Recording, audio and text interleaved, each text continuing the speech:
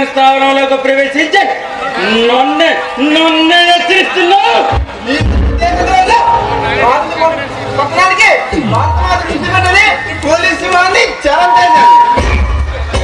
Inspector, నీలాంటి పోలీసుల్ని నా సర్వీసులో చాలా మందిని చూశాను. ముందు నీలాగే చెలలేకపోతారు, ఆ తర్వాత నాకు స్థలం చేసి రామయ్య అవినీతికి పడినట్టే అవినీతి చూసుంటావు. కానీ నేను ఆ తామకు చెందిన వాడిని కాదు. అన్యాయం చేస్తే చాలా కాలం తర్వాత నా ముందు ఎంత ధైర్యంగా మాట్లాడుతున్నా మొట్టమొదటి పోలీసుడివి నిన్నే చూస్తున్నాను. అందుకే నిన్ను క్షమించి వదిలేస్తున్నాను. మర్యాదగా నేనిచ్చిన డబ్బును తీసుకొని ఇక్కడ నుండి వెళ్ళిపో. చాలా తక్కువ అంతనా ఇస్తున్నావు. నిన్ను చూస్తుంటే నాకు జాలి వేస్తుంది. చరణ్, నేను కన్నెరు చేస్తే నీ బాడీ నామరూపం లేకుండా పోతుంది. నేను ఊరుము చూస్తే కారు మేఘాలు సైతం ఆగిపోతాయి. నేను మూడు నెలలు చూస్తే ఆ వేడికి మారి మసైపోతాం. నీకు నిజంగానే నేను అభినందిస్తున్నాను రా.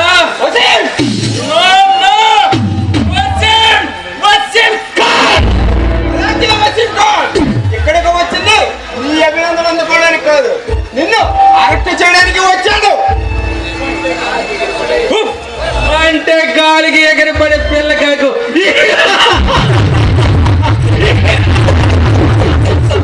ఈ పిల్లకాకి నిన్ను జైలు పాలు చేసి చిత్తని పిడికలు తీసుకెళ్ళొచ్చా. నీలాంటి పోలీసులే నేను వేసిన డబ్బులకి తల వంచి నీవు నేను ఇచ్చిన డబ్బులు తీసుకొని వెళ్ళారు. నీవు కూడా మర్యాదగా నేను ఇచ్చిన డబ్బులు తీసుకొని ఎక్కడి నుండి వెళ్ళిపో, లేదా నేను కన్నెర చేస్తే నీ బాడీ నీ డిపార్ట్మెంట్ కి పాత్రలు చేస్తాను. చేస్తున్నావు నిన్ను ప్రభుత్వాన్ని పట్టిస్తానని ప్రతిజ్ఞ చేసిన ప్రళయకాల రుద్రుడిని నేను.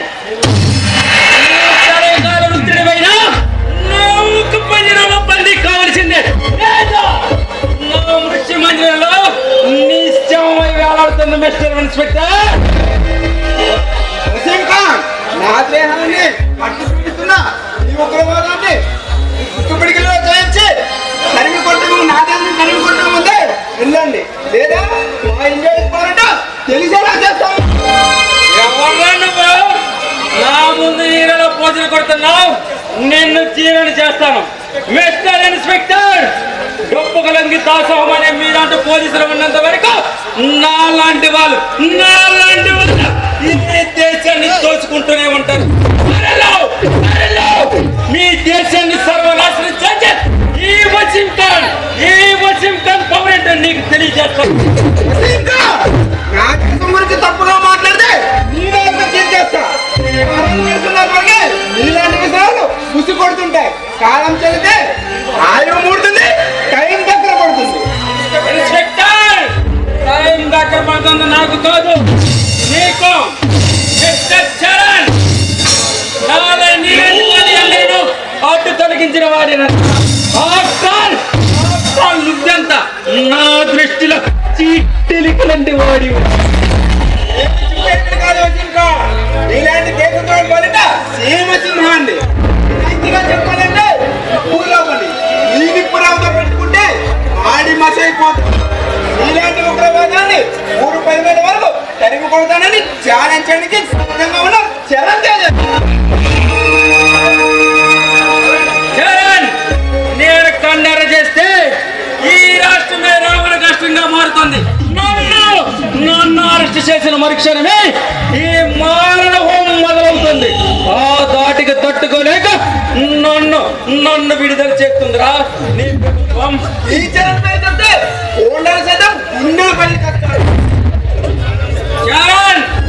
నేనేంటో నా పవర్ ఏంటో నీకు తెలియదు. ఎలా తెలిస్తే నువ్వెలా మాట్లాడు. నీకు ఒకే ఒక్క ఆఖరి అవకాశం ఇస్తున్నాను. ప్రాణాల మీద ఆశ ఉంటే తక్షణం నా కళ్ళ ముందు నుండి నువ్వు వెళ్ళిపో. ఇప్పటికైనా నీకు చెప్పడానికి సొంత చెప్పు లేదా నిన్ను కాల్చి పారేస్తాను.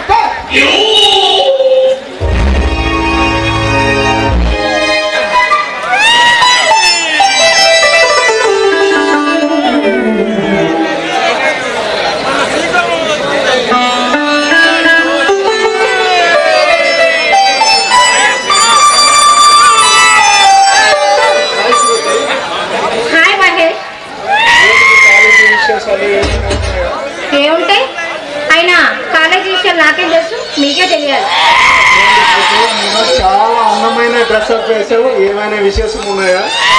ఏముంటాయి అంత మామూలే. ఐఎమ్ సారీ స్మృతి, ఈరోజు బర్త్డే కాదు, మర్చిపోయాను.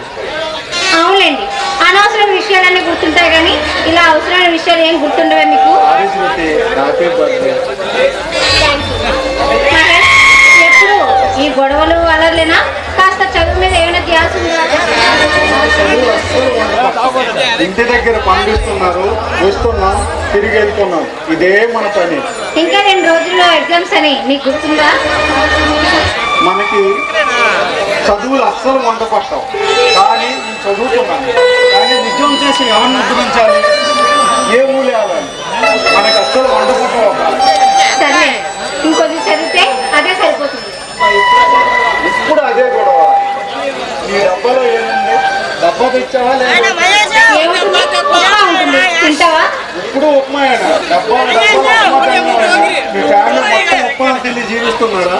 మహేష్, తింటే తిని లేకపోతే లేదు, అంతేగాని ఈ మాత్రం చిన్న విషయాన్ని కలుగుతుంటారా? మీ ఆడలతో ఇదే బాబు. ఎలారా బాబు వీళ్ళతో ఏగేది?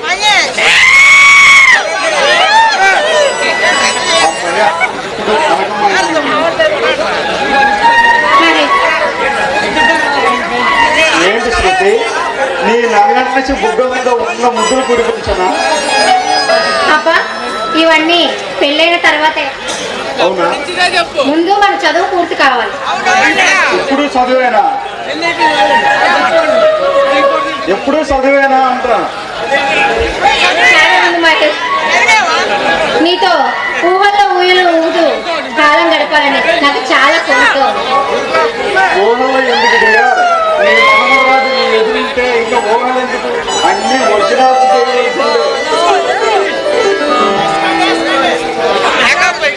సెలవు శ్రీవారు, ఏం కావాలో?